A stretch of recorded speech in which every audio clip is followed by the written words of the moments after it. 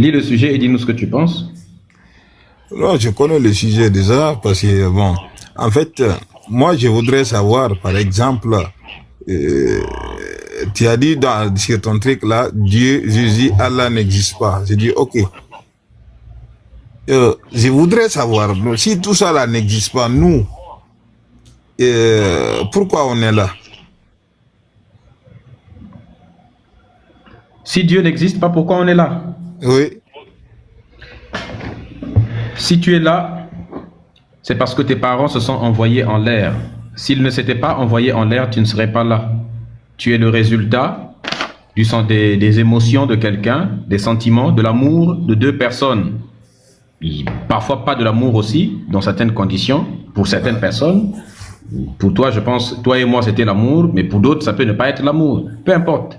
On est le résultat des accidents de l'histoire. Maintenant, c'est à nous de donner à notre vie un sens. Le sens de notre vie n'a pas été écrit avant. C'est une réalité. C'est lorsque tu vas naître. Il y a des gens qui sont nés, par exemple, d'un viol. Donc, normalement, il n'était pas prévu de naître. Mais ces gens-là finissent par devenir des grands scientifiques parfois, des grands présidents, des grands leaders qui vont impacter le monde, ou alors des inventeurs qui vont inventer des choses qui vont... là, il a donné un sens à sa vie. Le sens de ta vie, c'est toi qui vas le déterminer. Il y en a qui ont donné au sens de leur vie le chanvre aussi. Ils ont fini par boire le chanvre, on les a retrouvés morts sous un pont, drogués dans tous les sens. Donc, la vie, c'est toi qui vas déterminer ce que ta vie va être. Tu peux aussi foirer ta vie, tout comme tu peux l'améliorer. Les combats que tu vas mener, c'est toi qui vas décider. Comme il s'appelait, Frantz Fanon disait, chaque génération doit, dans une relative opacité, identifier et choisir sa lutte. Soit il accomplit, choisir son combat. Soit il accomplit, soit il trahit. Chaque génération doit, dans une relative opacité, choisir son destin. Soit il l'accomplit, soit il a trahi. Ok, en fait, je voudrais savoir aussi, je vais te poser une question. Est-ce que les religions ont de bons impacts sur nous? Est-ce que tu crois à ça? Les religions n'ont pas de bons impacts sur nous. Les religions ont un impact négatif sur l'être humain. Comment ça? Il est démontré scientifiquement que le fait d'exposer un enfant trop tôt à des dogmes religieux qui sont extrêmement rigides, eh bien, ça crée des troubles mentaux, ça crée des problèmes au développement cognitif de l'enfant. Ok. Mais, je pense que même si il y a d'autres qui ne sont pas croyants, mais je trouve que les religions, des fois, ils ont une grande responsabilité au niveau de l'éducation, qui donnent de bons exemples au niveau des éducations. Je trouve que ça aussi, qu'est-ce que tu trouves, par exemple, toi, c'est ça? Qu'est-ce que je trouve? Ouais. Parce que je trouve que les religions éduquent aussi. Malgré, c'est pas tout le monde. Est-ce que tu peux me dire? Oui. J'ai dit, il y a d'autres religieux et c'est des malfaiteurs. Ça, j'ai fait ça. Mais il y a d'autres aussi, ils éduquent. Même si on ne croit pas, d'une part. Mais ils font des bonnes actions dans la société. Est-ce que les non-religieux font des bonnes actions dans la société? Les non-religieux, oui. Oui.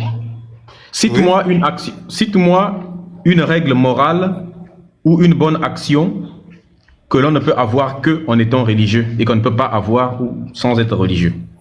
Cite-moi une règle de morale que seuls les religieux ont prononcée et que les gens n'ont pas prononcée avant la religion, par exemple.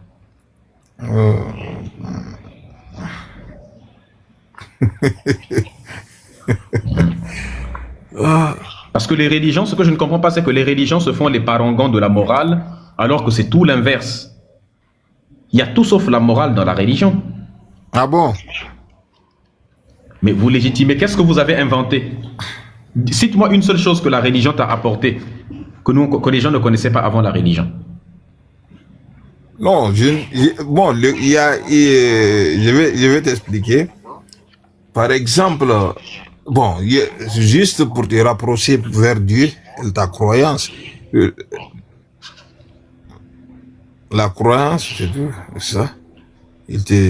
La foi, quoi. C'est ça que je voulais dire. La foi, il te guide dans le bon chemin, il te parle des choses.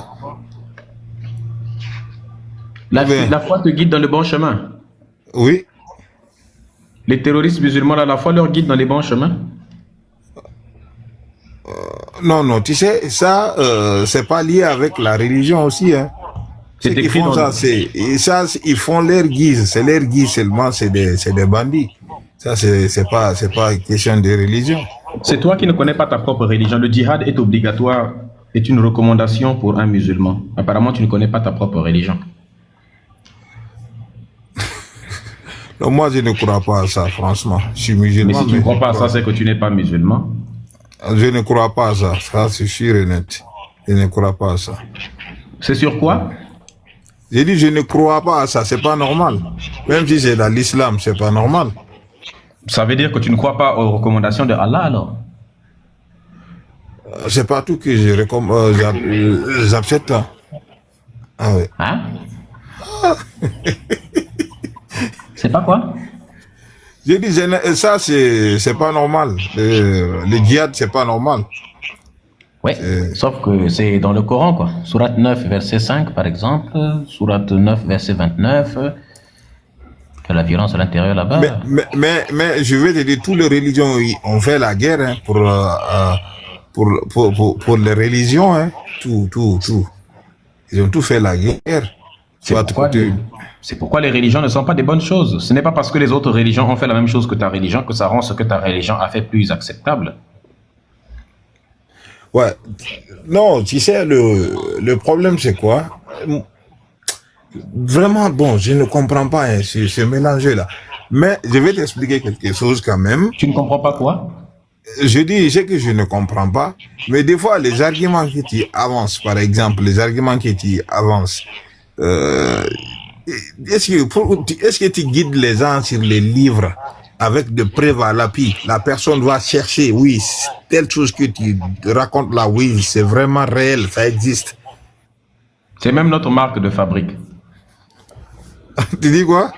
C'est même ça notre marque de fabrique. Ouais. Ah, c'est-à-dire que c'est même ça notre façon de faire, là.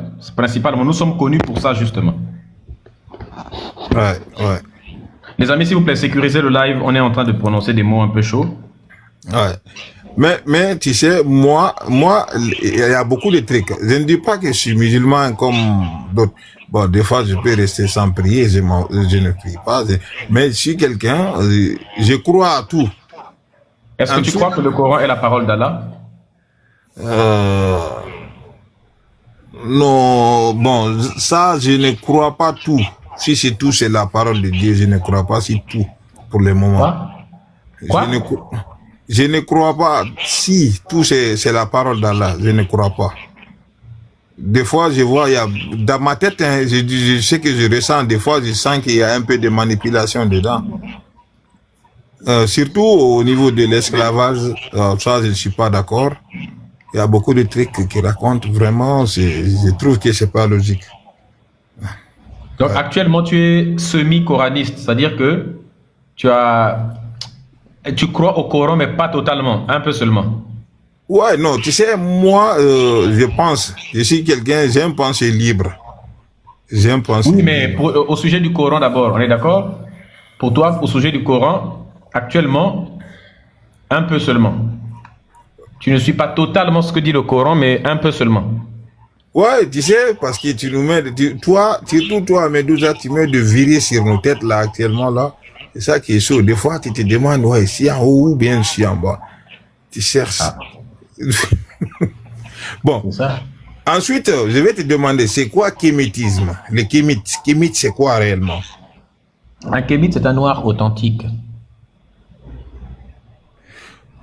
Ou le noir, je vais te demander, comment le kémite, c'est religion, non? Quoi? C'est comme une religion, ou bien? Non, ce n'est pas une religion. C'est une identité culturelle multimillénaire. Ok. Bon, je t'écoutais qui parlait d'initiation. L'initiation, c'est quoi? Je pense que la religion, pour être un chrétien, il faut que tu te convertis. Tu vas à l'église, ils vont t'apprendre. Les musulmans aussi, c'est pareil. On t'apprend comment faire, on t'apprend un peu des trucs qui est essentiel pour être un chrétien ou un musulman. Mais ça aussi, initier, cela veut dire c'est pareil, non? Peut-être c'est les mots qui sont différents. Quoi? Je dis, pour être un musulman, il faut aller à la mosquée, ils vont te convertir, ils vont t'apprendre qu'est-ce qu'il faut faire. L'église aussi, c'est pareil. Maintenant, le kémétisme aussi, je pense que c'est pareil, non? Pareil que quoi? Tu as dit c'est pas religion. J'ai dit c'est religion parce que tu vas te convertir. Depuis quand on convertit les gens? Ah, mais, exemple, initiation là, c'est pareil. Soit tu veux écouter ce que je dis. Non, écoute-moi seulement. J'entends, moi j'ai un collègue, il m'a dit, lui il est initié. Il m'a dit, si, j'ai dit initié c'est quoi? Il dit, si tu n'es pas initié, ce n'est pas dans le kémétisme. J'ai dit, mais c'est comment ça? Il dit, mais c'est pareil, c'est l'équivalent d'être un chrétien ou musulman. Aïe, aïe, aïe. Bon, pose-moi des questions structurées, des trucs fondés. Pardon? Pose-moi des questions structurées, des questions fondées. Non, je te demande, initiation c'est quoi? C'est un processus dans lequel on apprend à un être humain à découvrir plusieurs connaissances et avoir plusieurs aptitudes qui lui seront indispensables dans la vie. Par exemple, comme quoi? Par exemple, en fait, c'est trop compliqué à t'expliquer. On t'apprend à maîtriser tes émotions, à être fort, à développer des capacités physiques, des capacités mentales qui te rendront un peu mieux que le commun des mortels. Ah, ok, ok. On t'apprend aussi le sens des morales, le sens de la valeur, ainsi de suite, plein de choses qui te seront indispensables pour être un individu dans la société qui sera un individu sur lequel la société peut compter. Quelqu'un de responsable dans la société. Ah, ok. Bon, je vois. Par exemple, toi, tu lis pour connaître le kémétisme, il faut lire quel livre, par exemple, si tu veux. Il n'y a pas de kémétisme. Et à quoi maintenant? Il y a ce qu'on appelle la pensée kémite. D'abord, être kémite, apparemment tu ne comprends pas depuis le départ. Être kémite, c'est être un noir qui est dans son propre paradigme culturel, point barre. C'est-à-dire que tu es un noir qui a sa propre culture, qui est fier de sa tradition et de sa culture, qui n'abandonne pas sa culture pour épouser celle des autres. Dans culture, il y a tout. Il y a spiritualité, il y a tous les savoir-faire, il y a système des valeurs et autres. Ça veut dire qu'un kémite, c'est quelqu'un qui repose son système de valeurs sur les codes cardinaux de ses ancêtres, c'est-à-dire que les principes de la Maat que l'on retrouve dans toutes les cultures africaines. C'est quelqu'un dont la spiritualité est celle de ses ancêtres et non pas celle apportée par l'étranger. Est-ce que tu vois un petit peu? C'est quelqu'un qui apprend à connaître son histoire pour comprendre son présent, sa réalité d'aujourd'hui, afin de mieux préparer l'avenir pour ses enfants demain, un avenir dans lequel sa civilisation, sa culture, n'est-ce pas, ne sera pas la dernière. Est-ce que tu comprends? Ouais, je comprends. Donc, tout ça fait que nos ancêtres, eux qui vivaient à une époque où il n'y avait pas encore d'envahisseurs sur le continent africain, eh bien, eux, ils étaient dans leur... Enfin, il y en avait quelques-uns, mais bon, ils étaient repoussés, c'est un peu plus compliqué l'histoire.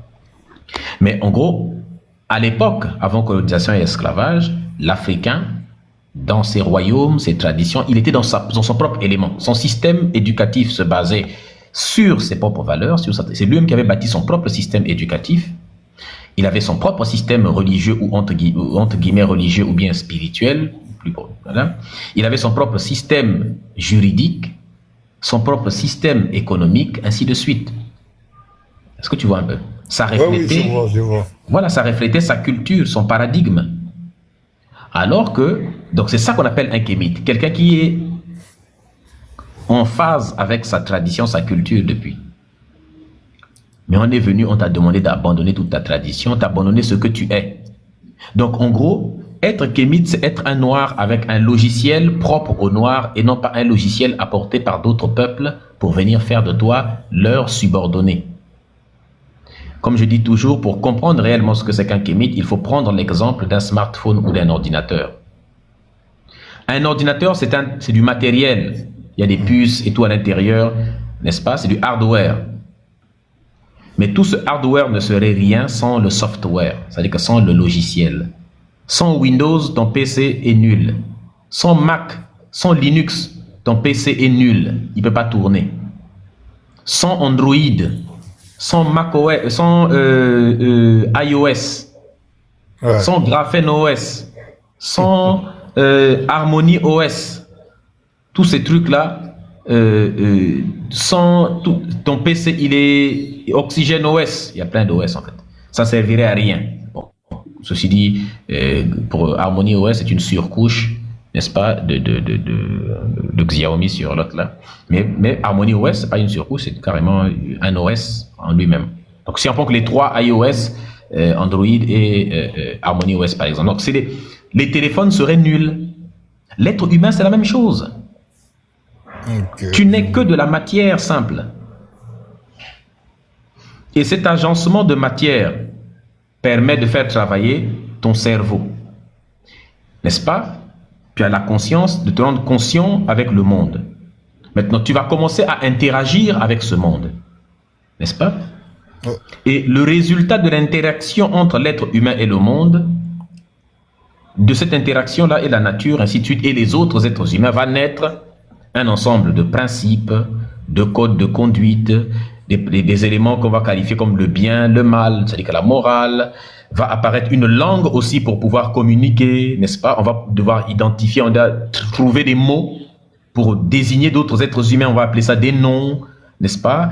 On va avoir aussi un sens, on va développer une certaine connexion avec ce qu'on va considérer comme le sacré ou ce qui nous dépasse, donc on va développer une forme de spiritualité.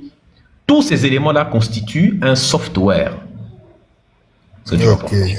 Un software, c'est-à-dire un logiciel. Et chaque peuple a son propre logiciel. Ta langue fait partie de ton logiciel. Ton nom fait partie de ton logiciel culturel, ainsi de suite.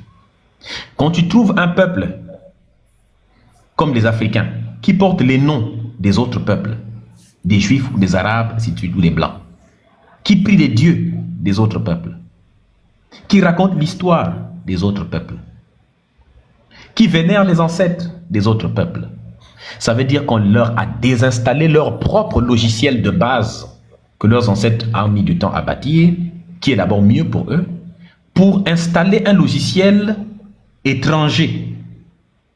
La religion musulmane est un logiciel arabe. On prie en arabe. Le Dieu a un nom arabe. Le prophète a un nom arabe. Il est lui-même du peuple arabe. Mosquée, c'est un temple arabe, avec l'architecture arabe, avec des écrits arabes dessus. On y prie un dieu arabe. On y va habillé comme un arabe.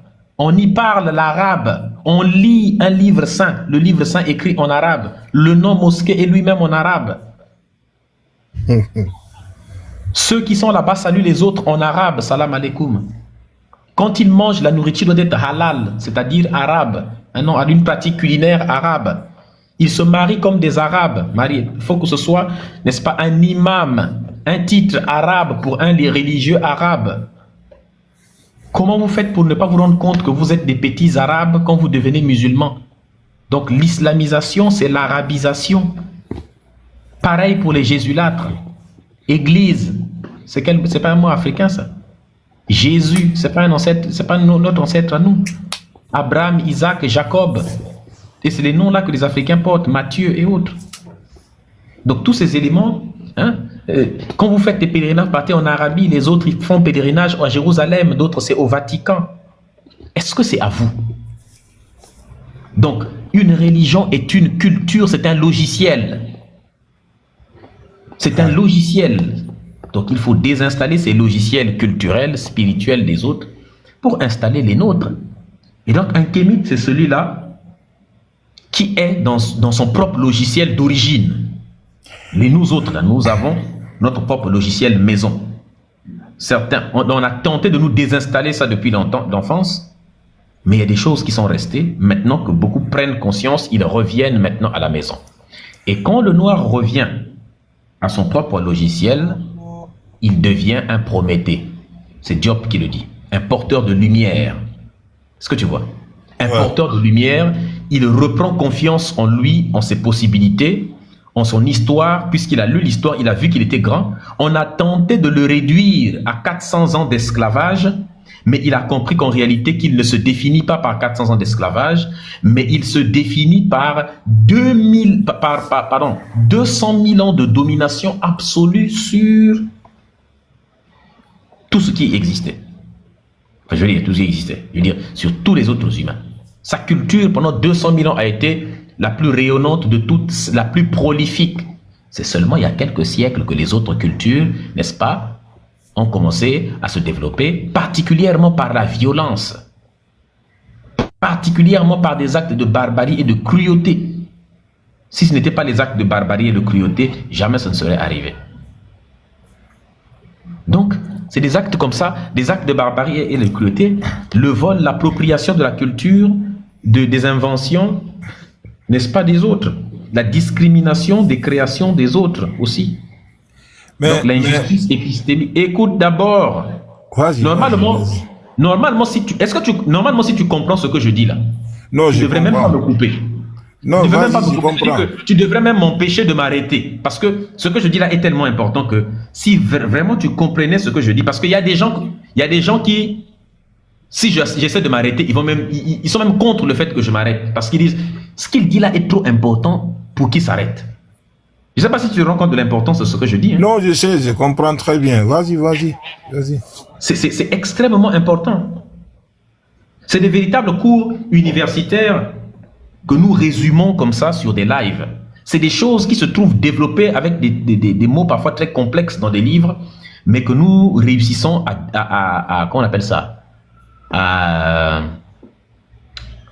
Comment on appelle ça quand on fait un truc là pour rendre les choses plus faciles à comprendre à la télé là? C'est rédigé. Vulgariser, voilà. Hein? Que nous arrivons à vulgariser. Et ce travail, la vulgarisation, attention, c'est pas facile. Hein? Vous prenez des notions complexes, vous réussissez, c'est-à-dire à réussir à les rendre accessibles à tous, les simplifier, réussir à garder l'essence. Est-ce que tu vois? C'est incroyable. Donc les travaux tels que les travaux des chers Anta Diop et les autres, c'est des Ronoko Rachidi, on les simplifie. Attention, hein, simplifier, ça ne veut pas dire faire perdre l'essence à quelque chose. On les rend simples à comprendre, n'est-ce pas? Mais tout en gardant la matière, la substance fondamentale. Donc voilà un peu ce que c'est qu'un kémite. Voilà pourquoi les gens qui nous disent « Oui, mais est-ce que tu peux nous définir kémite en 2 phrases ?» Tu ne peux pas dire ça en 2 phrases parce que quelqu'un qui ne sait pas ce que c'est qu'un kémite, il ne pourra jamais comprendre. Il y a des gens qui écrivent, il y a même un livre écrit par Kalala Omotunde qui s'intitule « Qu'est-ce qu'un kamite ?» Et il a même écrit une série de livres qui s'appelle « Cosmogénèse kamite » avec plusieurs tomes. Tout ça pour t'expliquer c'est quoi réellement kémite là. Donc il y a des gens qui veulent que en 2 lignes qu'on leur ait dit ce que c'est parce que les gens sont habitués au fast-food de la pensée. Les gens sont habitués au prêt-à-penser. Qu'est-ce que tu vois? Le prêt-à-penser, le fast-food de la pensée, c'est le drame de l'esprit humain, le drame de ce siècle. Voilà pourquoi les gens qui sont intelligents, quand ils viennent écouter, ils prennent le temps. Est-ce que vous voyez un peu? Ils prennent le temps de comprendre. Et quand on n'est pas en live, ces gens-là disent, mais il faut faire le live. Où est le live? Quand les gens sillonnent sur TikTok, ils écoutent des bêtises, ils écoutent des conneries, à un moment donné, ils viennent, ils se disent, ah, voilà en fait, un vrai. Donc il faut sortir du fast-food de la pensée. Est-ce que tu vois un peu? Donc voilà un peu, on t'a expliqué ce que c'est qu'être un kémite.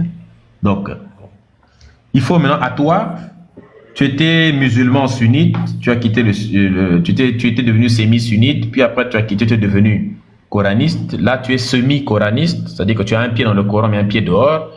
Voilà, Incha Osiris, ou bien Incha des ancêtres, tu auras tous les pieds dehors et tu vas reprendre tout le... C'est vrai. Tu vas reprendre tout l'autre là. Tu vas terminer là. Mais regarde, la critique, je dis toujours aux musulmans, un musulman qui ne croit plus par exemple à la sunna, ce qui a fait que tu ne crois plus à la sunna là que tu croyais avant, eh bien, si tu appliques la même critique que tu as faite sur la sunna, eh bien tu vas finir par quitter l'islam. Si tu appliques la même rigueur,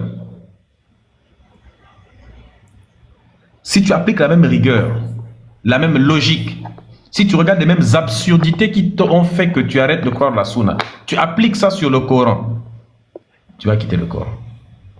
Parce que le Coran est bourré d'erreurs scientifiques, est bourré de fiction, de mensonges, de violence à l'intérieur, de contradictions, de plagiat. Ça, c'est pas un Dieu, ça. Et de toute façon, tu sais pas qui a écrit le Coran réellement. Des gens ont écrit le Coran, t'ont dit que ce qu'on a écrit là, c'est le prophète qui nous a dit. Et lui-même, le prophète, il a eu ça de qui? De l'ange Gabriel. Et lui-même, l'ange Gabriel qui lui a dit ça, c'est Allah. Quelqu'un a écrit que Mohammed a dit, que l'ange Gabriel a dit, que Allah a dit que. Comment tu peux reposer ta vie sur les a dit que, a dit que, a dit que? Mais tu sais, moi, il y a des trucs que je déteste. Normalement, il y a beaucoup de noms africains. Chez les musulmans, il y a d'autres qui disent que non, les noms là, c'est pas bon, il faut changer ça, j'étais contre. Ça, c'est depuis longtemps. C'est comme si ce que tu viens de dire là, je ne sais pas, tu laisses ton identité, tu prends l'identité de quelqu'un d'autre que tu ne connais même pas. Est-ce que tu vois? Là, quand même, j'étais contre ça, quand même. Est-ce que tu vois? Mais je me pose souvent des questions. Je dis, ah, mais, on dit Kémit, c'est quoi? C'est ça, je me posais des questions, c'est quoi Kémit? Je vois aussi, ils ont vous avez votre croix là, comment on appelle le croix qui est renversée là. Est-ce que tu m'entends? Oui, c'est la croix de la vie, la croix Ankh. Voilà, tu peux me parler de ça, s'il te plaît? C'est la croix de la vie, simplement. Ok, je vois. Mais est-ce que bon, il y a d'autres aussi qui disent que les chrétiens ont copié sur ça. Mais bien sûr. Qui disent que bon, je comprends pas. C'est sur ça que les chrétiens ont copié cette croix-là. Il n'y avait pas de croix chrétienne en tant que ça, en tant que telle. Le crucifix, on ne crucifiait pas les gens à l'époque comme il est écrit chez les chrétiens. À la limite, on pendait les gens sur des poteaux, mais on ne crucifiait pas les gens en mettant, en les piquant sur une croix, tel que les chrétiens disent. Ça, c'est un mensonge. Ça, c'est de l'invention. Mais tu sais, Pedouza, tu détournes les gens, hein. Ça, c'est détournement. Mais bien sûr, j'assume totalement de détourner les gens. Détourner quelqu'un d'une bêtise, c'est une très bonne chose. Mais ça, c'est même pas un problème. Bien sûr, je détourne les gens même. Si toi, tu trouves quelqu'un qui est en train de partir, par exemple, dans un chemin qui va l'amener à la mort, tu vas le détourner de ce chemin ou pas? Ouais. Ben voilà, c'est ce que nous on fait. Votre religion vous amène directement, c'est quelque chose de mortifère. C'est un chemin vers l'ignorance. Les gens sont déjà dans l'ignorance et ils partent vers l'ignorance, ils partent vers une mort certaine. Des gens vivent comme des zombies, dans un état de mort cérébrale. Leur conscience est à plat, à l'état zéro. Donc, c'est légitime de les détourner de ce chemin qui ne les mène nulle part.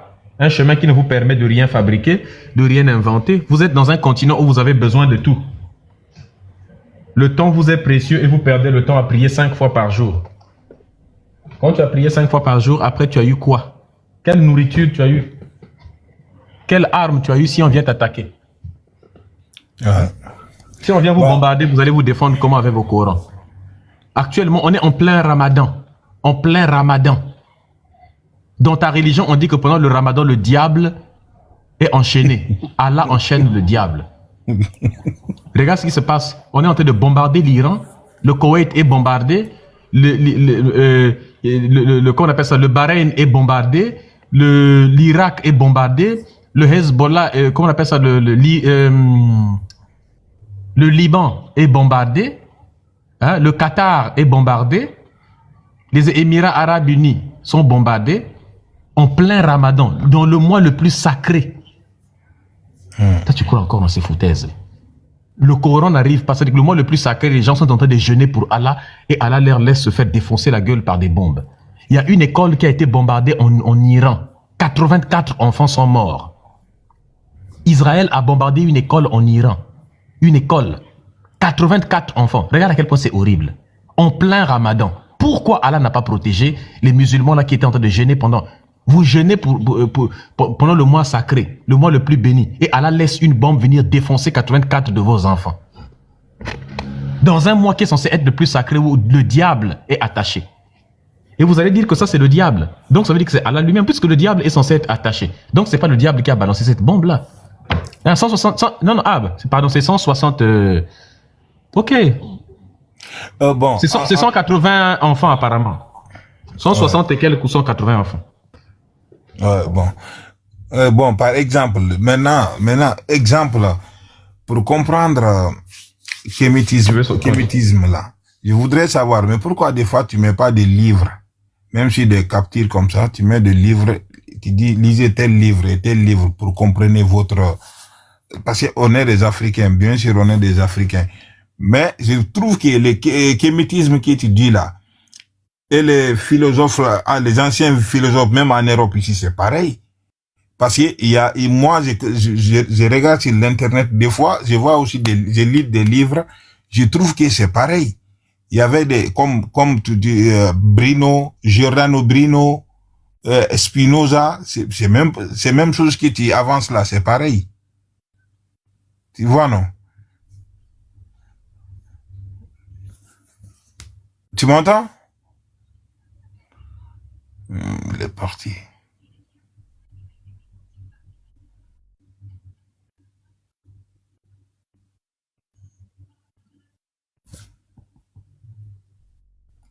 Tu m'entends?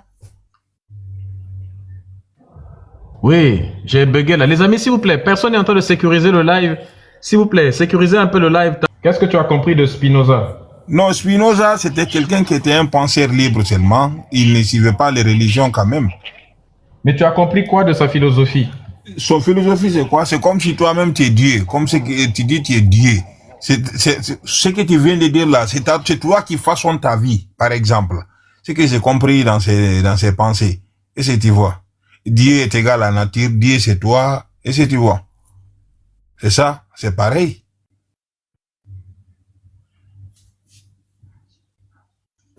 Mais si tu comprends, tu me reçois, tu m'entends? Le réseau n'est pas bon. Écoute pas bien. Je dis, par exemple, Spinoza, lui, il a dit Dieu égale à la nature, c'est pareil. Il n'a rien inventé de nouveau. Oui, mais il n'a rien inventé de nouveau. Oui, mais ce qu'il a dit là-bas, ékémitisme, c'est pareil, c'est les mêmes pensées. Mais c'est parce que Spinoza n'a rien inventé, je suis en train de t'expliquer justement. Tout ce qu'il prétend dire là, ça existait déjà dans la culture africaine. Oui, je comprends. J'ai dit, mais c'est la même chose, c'est la même chose. Ou bien c'est pas la même chose, c'est les mêmes pensées. Je viens de t'expliquer que ça n'a rien de... À peu près, si tu veux, à quelques différences près. Mais c'est pour te dire qu'il n'a rien inventé de nouveau. Quoi, tout ce qu'il prétend apporter là, ça existait déjà. Voilà, tu sais, ce que je voulais t'expliquer, c'est que, par exemple, tu vois, Spinoza, c'est un blanc. Frère, est-ce que tu as des choses plus pertinentes à dire? Sinon, tu vas descendre. Tu sais, toi, comme ça t'arrange pas, tu veux me faire descendre. Bien sûr. Ah non, mais j'ai dit, c'est le même pensée africain, c'est la même chose. Mais qu'est-ce que tu veux que ça nous fasse? Non, c'est pour te dire, c'est pas approprié aux Africains seulement, c'est pour tout le monde. D'accord. Descends d'abord, tu vas bien écouter en bas. Tu te feras une meilleure idée quand tu vas nous écouter débattre avec les musulmans. Bon, en arabe. Est-ce que tu connais un arabe qui dit quelque chose, quand il lui arrive quelque chose de bien, il prononce un terme. Tu es de quelle langue déjà? C'est quoi ta langue à toi? Moi, je suis au Djeneka, non. Hein? Je suis au Djeneka. Donc ta langue c'est Odjeneka, c'est ça? Ouais. Tu connais un arabe qui parle ta langue? Non, je connais pas un arabe qui parle ma langue. Est-ce que tu connais un arabe qui vénère un de tes ancêtres, qui considère que sa terre sainte puisse se trouver chez toi? Non, Est-ce qu'un arabe prie dans ta langue? non. Toi, ton prophète, il fait partie de quel peuple? Le peuple des Arabes. Ton livre saint, le Coran, est écrit originellement dans quelle langue? En arabe. Quand tu fais le pèlerinage, tu le fais dans quel pays? En Arabie Saoudite. Quand tu es monté ici, là, tu as dit salam alaikum, c'est en quelle langue? C'est en arabe. Tu pries dans une mosquée, mosquée, c'est en quelle langue? Bon, mosquée, je connais pas. Je vois écrit en arabe, je vois écrit en français mosquée, bon. Je sais pas. Ça, oui, mais ce mot-là, à l'origine, ça vient d'un mot arabe.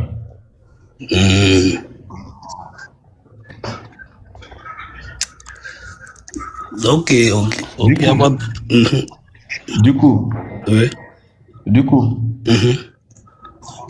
il est logique, légitime de dire que tu es quelqu'un qui est arabisé. Ouais, non, normalement, parce que depuis le concert a commencé, moi, il me surnomme maintenant, il m'appelle maintenant le noir arabe. Tu vois, me dire ça.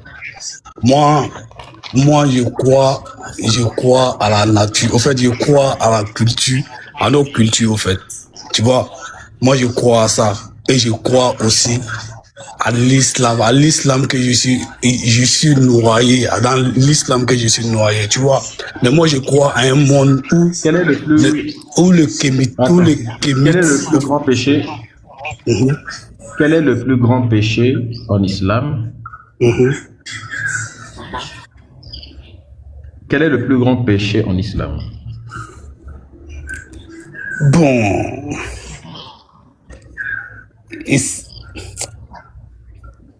Tu sais,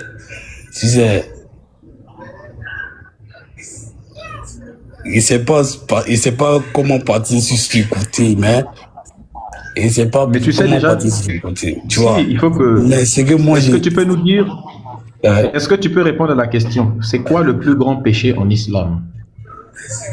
le plus grand péché en l'islam,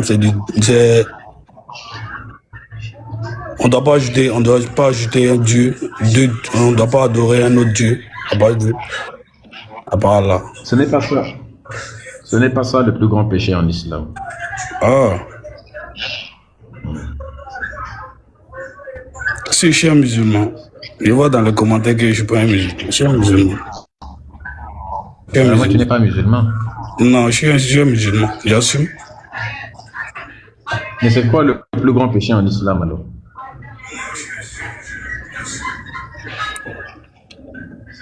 Au fait,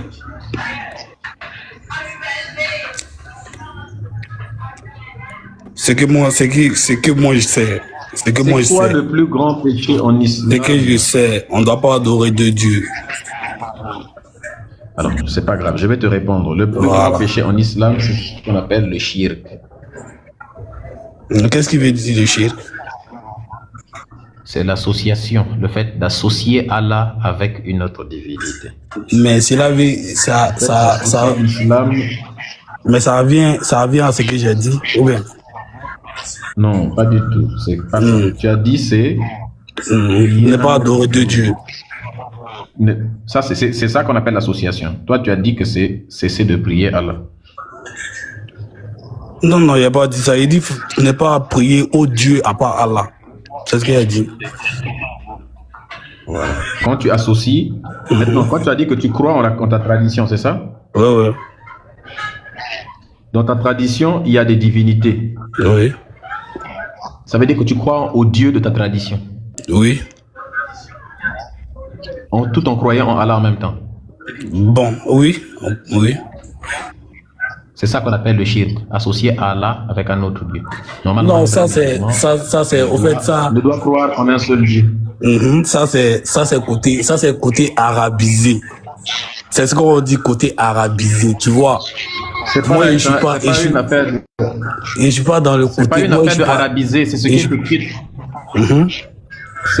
Il faut arrêter avec le fanfaronnage. C'est pas une affaire de arabiser, c'est écrit dans le Coran. Soit tu, c'est écrit dans le Coran. Coupe un peu ta télé aussi à côté qui fait du bruit. Soit tu crois en ce que le Coran dit, et puis enlève ton haut-parleur là, je m'entends parler dedans. Soit tu crois en ce que le Coran dit, tu appliques, soit tu inventes ton propre, je sais pas, soit tu quittes l'islam, c'est comme ça que ça se passe. L'islam est clair. Il t'a dit, tu crois en ce qui est là-bas. Tu ne fais pas, tu n'associes pas Allah. Toi, tu dis, tu crois, on appelle ça le syncrétisme. Et le syncrétisme, ça détruit les cultures, les traditions des gens. Arrêtez avec votre syncrétisme. Dans la vie, il faut savoir choisir. Le syncrétisme, ça vient toujours des gens qui ont des problèmes de choix dans la vie. Merci le King AG qui est en train de sécuriser le live. Les amis, sécurisez massivement le live. Merci coach Arlette. Le syncrétisme, c'est des gens qui ne savent pas choisir. Tu n'arrives pas à choisir entre l'islam et la culture, la tradition africaine. Alors tu prends un peu d'islam et un peu de tradition, dans ta tête, tu les mélanges. Alors même que la tradition africaine ne veut pas de ce mélange. Et l'islam aussi refuse ce mélange, mais toi tu les forces dans un mélange. Ça n'a pas de sens. Donc la tradition refuse aussi cette mélange. Hein? La tradition aussi refuse ça. Et bien sûr.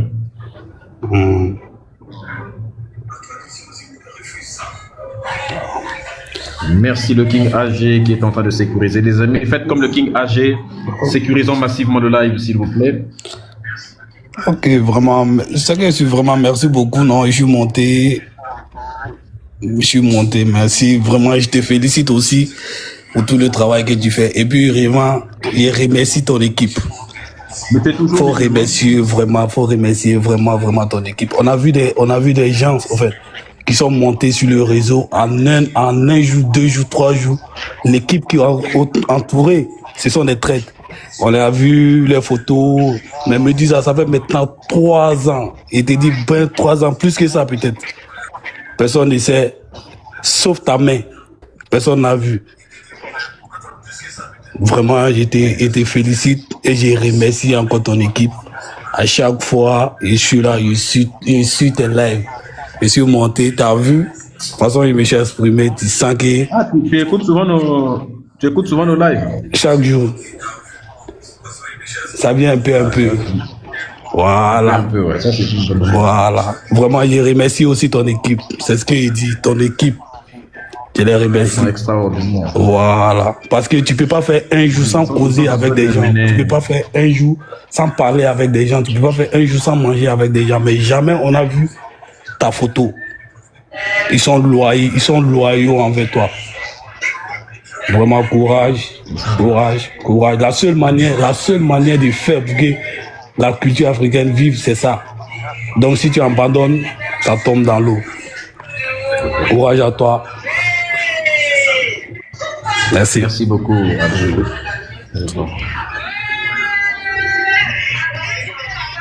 Tapotez, s'il vous plaît, la famille, partagez. Félicitations à lui quand même parce que c'est pas facile pour un musulman de dire ce genre de choses, surtout en ces temps-ci où nous sommes très diabolisés par les religieux à cause du succès du boulot que nous faisons. Mais ce qui est bien, c'est qu'il écoute au moins. Et je voudrais à travers lui aussi féliciter tous les religieux qui viennent nous écouter tous les soirs. Ça veut dire que vous êtes des gens intelligents. C'est pas parce que même si vous savez ce qu'on pense des religieux, mais même si on a l'habitude de vous traiter souvent d'aliénés, des religieux, ainsi de suite, et tout cela, mais ceux-là qui viennent souvent nous écouter, ces religieux-là, on tient quand même à vous féliciter parce que ce n'est pas facile. Je sais qu'en venant écouter tous les soirs, on dit des choses violentes contre la religion, mais ça veut dire que vous n'êtes pas comme les autres religieux. Vous êtes des gens intelligents qui se posent des questions, n'est-ce pas, qui s'interrogent et qui n'ont pas peur d'écouter quelque chose qui va à l'encontre de leurs croyances. C'est-à-dire qu'on dit des choses qui vont à l'encontre de vos croyances, mais vous avez le courage tout de même de venir et d'écouter, de prendre le temps d'analyser, de vérifier.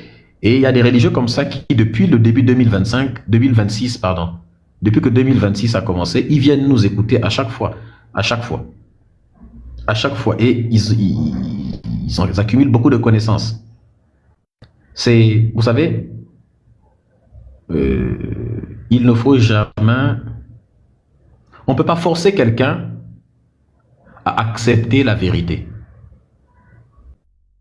Mais il ne faut jamais sous-estimer la puissance d'avoir planté une graine.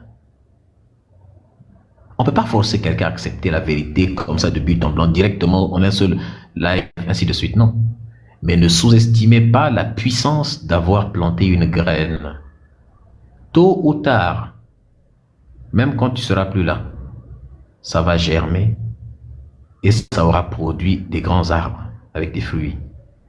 Et ce que nous faisons là, c'est ça. On se contente de semer, de semer, de semer. Des fois, un mois plus tard, on va récolter.